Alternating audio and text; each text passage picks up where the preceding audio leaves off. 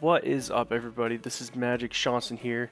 Today I'm going to be giving you a complete guide to the Moons of Peril bosses from the Perilous Moon quest. To start off with, we're going to go over the prerequisites you need to be able to complete the quest, although you will go through all of these bosses once during the course of the quest, but the point of this video is to show you how to effectively beat each of those three bosses. So to start, your skills you're going to need 48 Slayer, 20 Hunter, 20 Fishing, 20 Rune Crafting, and 10 Construction. Pretty achievable, if you ask me, skill requirements. The only one you might struggle with is getting up to Slayer, but really it's just a matter of putting in the time. Doesn't take that long to get to 48 Slayer. For quest requirements, it's the prerequisites in the quest line. The Twilight Promise and the Children of the Sun, but those skill requirements you need for those are already included in the ones I just listed. Then for your combat levels, it's going to be recommended that you have at least base 60 attack, strength, defense combat skills. That is a suggestion, but if you're any lower than that, it's going to take you a long time to beat each of the bosses, and you're going to have to restock your supplies.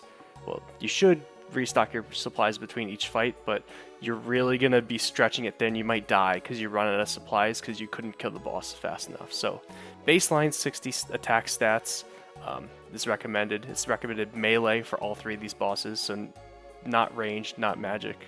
It's going to be melee, base 60 stats. And with all that said, we're going to go hop into, I'm going to walk you through each of the three bosses and each of their phases. So you'll see exactly how to beat them. So real quick before we get started, I did want to add that it is effectively mandatory if you're at baseline 60 stats that you do have level 38 herb lore.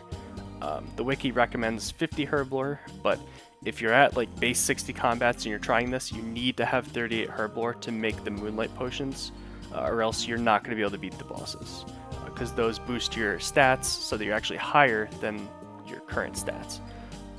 And then for your food source, it's going to depend on your fishing or your hunter level. Whichever's higher is going to determine which food source you should use, the lizards or the fish. If you're going to use the lizards, you're going to want to go up into the left here, but if you're going to use the fish, you're going to go up and to the right here. Both of them are going to lead to the Eclipse Moon boss, which is this yellow here. And I'll show you how to do. For lizards, you're going to follow this. This is the tunnel to the left. It's going to take you up to here. You're going to circle around. You're going to make a cuppa at the cooking range here. You're going to collect your supplies. And then what you're going to do is, there's like 3 traps here. You're going to set them, click on the bushes, cook your food. And then once you have each lizard becomes 3 separate pieces, so you don't need to fill your entire inventory. Fill about half your inventory or slightly less, and then cook them. It should give you a full inventory of lizard. And then what you're going to do is come down to this. It's like a small cave entrance. It's going to bring you over to here. You're then going to walk straight up past where I'm going to go for the fishing supplies. You're going to go into this door, and it's going to bring you to the Eclipse Moon. And the same thing, so that was lizard. If you're going to do fishing, if your fishing stat is higher, you're going to go to the right, and it should bring you, up to here. You're going to go around, like this, and then the same thing, and I'm going to show how it's done over here. You're going to make the herb lore potions. You're going to fish here, cook them. Fish are 1-to-1, so it's not like lizard. You have to each fish doesn't get split, and then you're going to go through the same door that's going to lead here, and I'm going to show you how that. So I'm here at the fishing supply spot. What you're going to do, you can't take all 3, but from here you want to take the herb lore supplies, and then you're going to take the fishing from this one, and at the other one you're going to do herb lore and hunting for the lizards. From the fishing spot, all you're going to do, well, let's do the herb lore first. You're going to come to this grubby sapling, and there's one at the other spot too. You're going to grind it in the mortar pestle it gives you, and you're going to add them to the potions.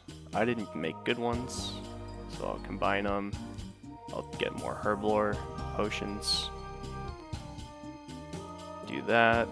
There we go. Now I got some full ones. Drop these. And now I come over here to the fishing spot. I'm going to fill up my inventory and then cook them at the range. And then we'll be ready to take the first boss. So I found it was better if I recorded this in post. I joined this fight at the end of the phase here. You're going to start out by going on that circle there, standing on it, drinking your potions, making sure at the start of your fight, you always drink your potions, and then you just click on the boss, start attacking. Of the 3 bosses, the Eclipse one, this one is my least favorite. I just don't enjoy it, but that's okay. This is the start of what should be the first phase. This is the clone phase. You're going to stand in the center by force, and you're just going to click in the direction that the clone appears. And then you're going to parry it, and it has negative flat armor. So that means that every attack you do has basically a stronger, it has the ability to be a stronger hit because it has negative base armor. So yep, you just click in the direction of the clone. When it appears, you'll parry it, and then at the end of the phase you're released and you walk back to the circle that's lit up. It'll rotate 3 times, and then the start of the next phase is going to begin. When that does begin, you get thrown to the bottom of the circle there. It's a shield that walks a full 360 around. What I do is I hold down Control and I click to about that square right there, and then I wait for it. And when you see the solid blue turn into like a highlighted yellow, that's my markers that indicate whether I'm walking or running. I just have a Rune Light plugin for that. So when you see it, when I click again here, or maybe I don't there, but you see it lights up, that's when I'm running. So you always want to catch up at the corners, and then you hold down Control and click to the next part of the circle, and that should be pretty easy to... That phase takes the most getting used to. I felt I still take damage on that every now and again, but then it's pretty much, this is the end here. You go through the clone phase again. Like I said, this is my least favorite of the bosses, but just go through the clone phase. You always do more damage in the clone phase because of that negative armor. And yeah, since I'm recording this in post, I'll meet you at the next boss.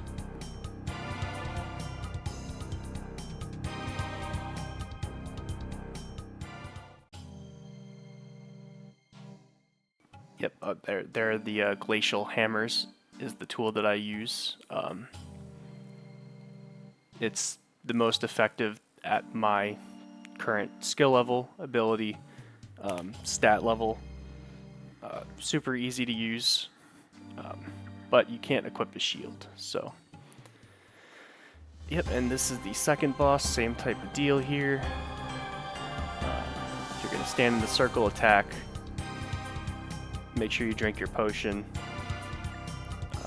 That's probably the biggest thing. And this is the easiest phase of any of the 3 bosses.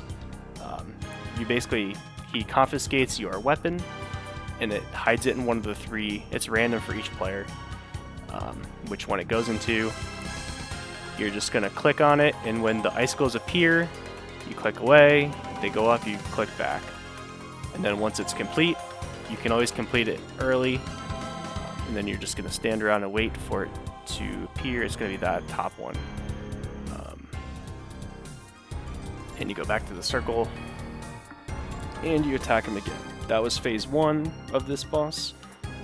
Phase 2 of this boss, I'm sure there's a way to do the timing consistently. I can never really figure that out, but I misclicked there. Basically, he's gonna, these braziers on the left and right, he's gonna light them out. You want to light them because if you don't, he'll heal. If you get hit by these tornadoes, they'll do some damage to you and turn your run off, which is extremely annoying. So you want to light them, and then click back on this square right here, right there, and that's that whole phase. You want to light them as quickly as possible, because like you just saw, he healed for 0 because they were both lit. And you go back to attacking. And this is the easiest boss by far. I think if I remember correctly, just before the start of the next phase, I beat him here. Yep. And then he'll like do this teleport thing. And then from here, the next final boss, the Blood Moon boss, is right through this door here. I'm gonna equip back my Dragon Defender and Abyssal Whip. Yep. I'm gonna make sure I'm ready to drink a potion.